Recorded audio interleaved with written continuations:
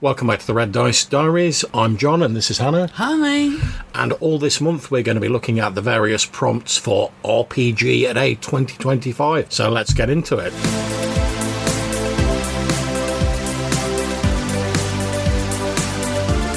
So day 28 and the subject is suspense. Okay, so I've got to admit, I'm not ashamed to admit that I went on the Google Dictionary to look up the exact meaning of suspense, and it defines it as a state of feeling excited or having anxious uncertainty about what may happen. And I think we sort of tend to have that a lot in, your sort of D&D style games anyway, especially if you like to go back to like the old dungeon crawlers and stuff like that, because obviously the idea of that is, certainly in most of them, you don't know what's around the next corner of the dungeon, or if your lantern goes out, you don't know what's lurking in the darkness, waiting to like grab your player character. You don't know what traps are in the dungeon. So, and part of the sort of movement rates in old sort of Dungeons and Dragons assume that you're taking your time and you're moving about slowly and cautiously because you're mapping your environment about, you're taking care of any traps, you're looking out for them, etc. So I think a certain amount of uncertainty and suspense is already built into the older sort of games like D&D anyway. Yes, so what this is for me is like when you're in a dungeon and you don't know what monster you're coming up against. Yeah. And then the GM, rather than telling you, oh, you hear somebody speaking in goblinoid around the corner, in which case you know you're probably up against some goblins, the GM says, oh, you hear an unfamiliar language, because he's checked your character sheets and he knows nobody speaks goblinoid. But maybe one player does. You give them the information on the sly, and then they're the ones that get to break the suspense. Yeah, I mean, it very much sort of puts me in the mind of, there's that piece of advice where it says, don't just tell your players the name of a monster you're coming across. Because, to go back to what you were saying, if you're in this dungeon and you're sat upon by this group of goblins, and the GM goes, oh, you move into the next room, and as you light your lantern, you see 6 goblins leaping towards you with daggers.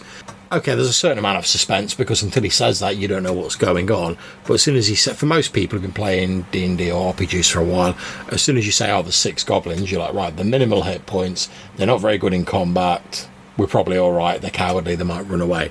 Whereas if you go into that situation, the GM goes, oh, you light your lantern, and you see it's 6 bestial, diminutive humanoids with warty, grey-brown skin, wielding rusty knives leaping towards you.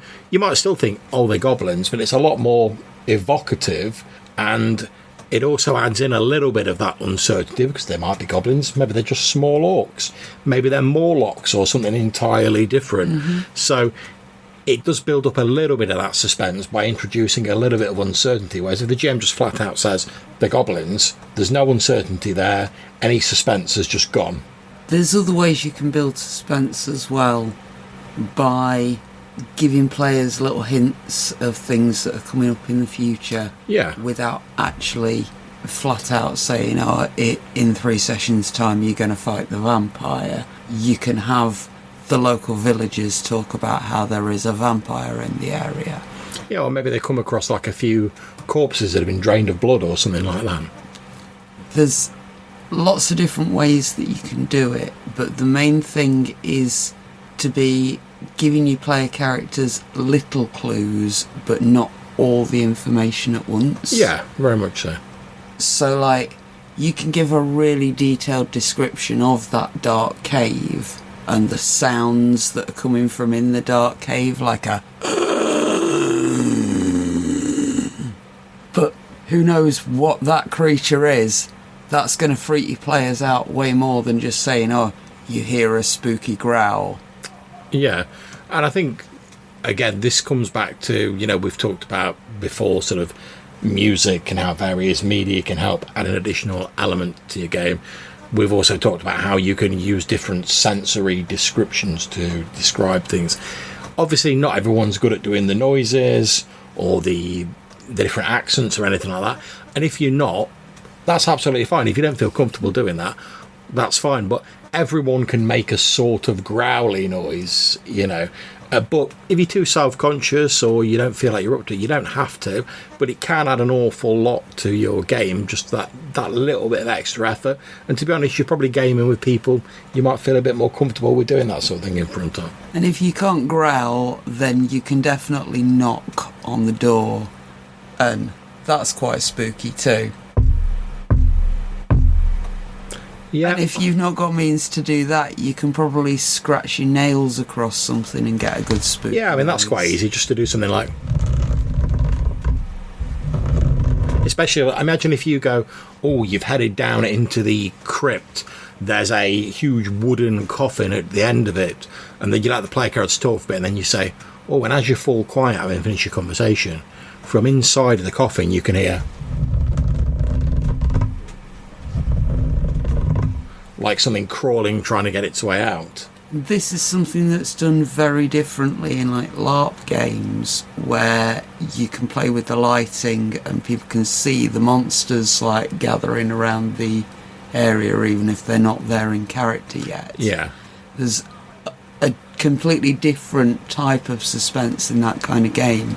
But with tabletop, you've got to like give the players enough chance to get into the mindset where they actually feel that suspense.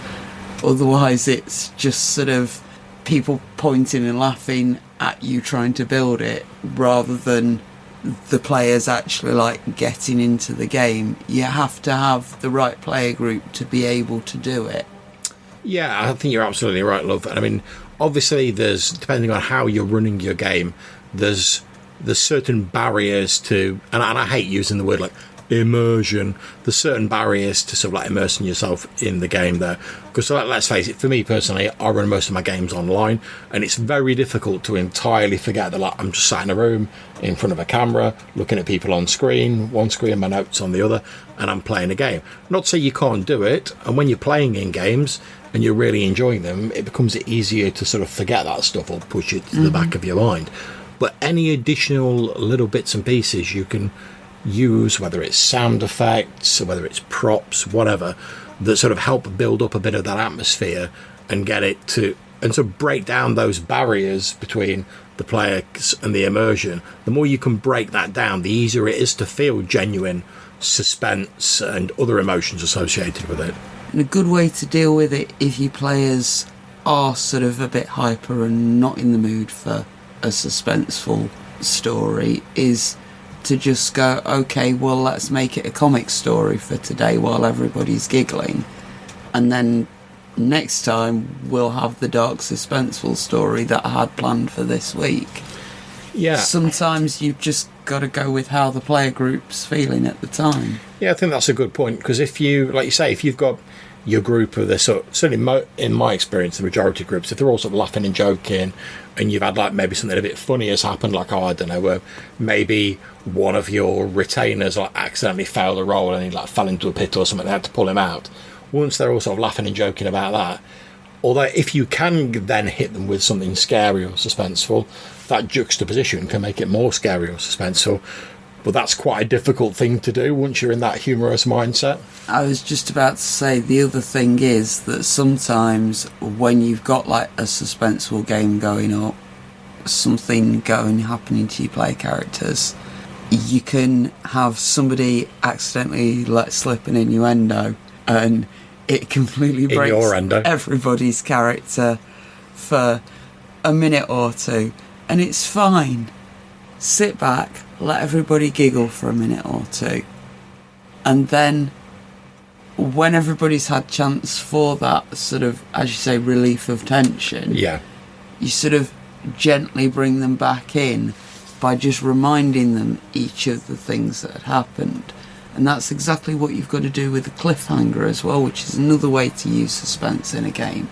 You finish your game, right, okay, you hear the growl, there's a flash of fire, end of game next week.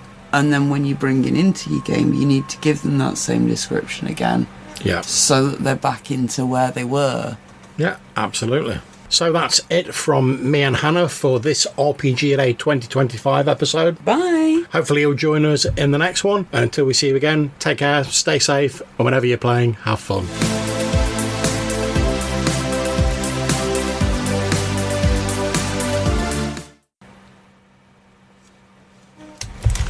Hey, you chose a chair for me. It's not my fault you chose the creakiest chair in Christendom. Sorry.